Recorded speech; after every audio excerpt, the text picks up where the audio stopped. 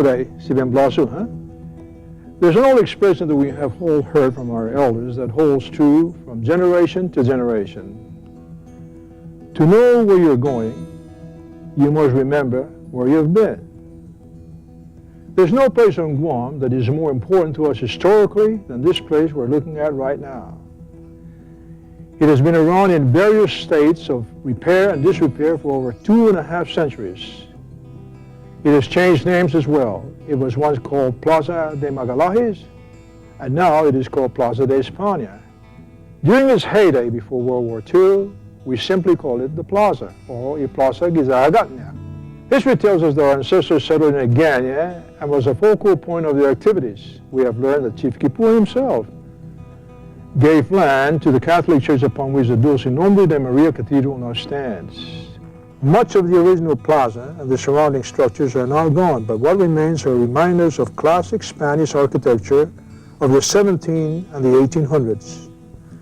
This building looks familiar to those of my generation who recall visiting the grounds during recess from our schools which surrounded the plaza. This painting, however, is not of the Plaza de España in Agania, but of another plaza in Mexico. It also reminds us of one of California's missions along El Camino Real, a name attached to the Spanish King's Highway on Guam as well.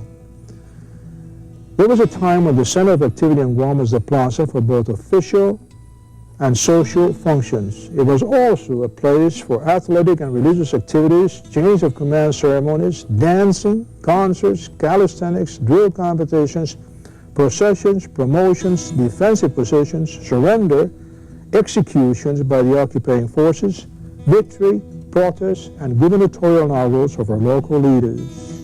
Plaza has been the scene of triumph and tragedy, and joy and sadness.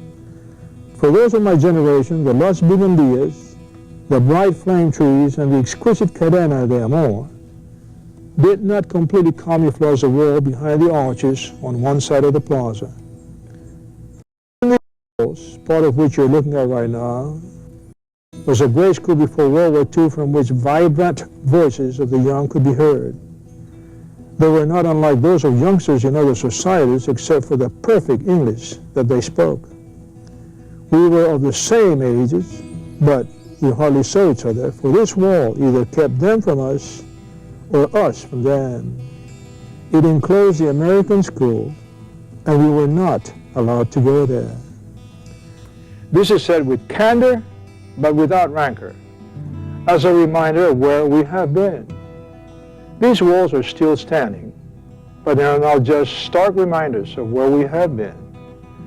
It is said that when French soldiers passed a certain vineyard, they saluted.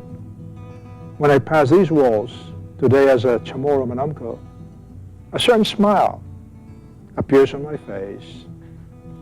The plaza, once the busiest place in Agania, is now deadly silent with inactivity. But it is living history at its fullest.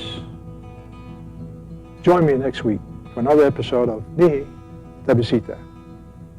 Stay birada, si Ben Blaz.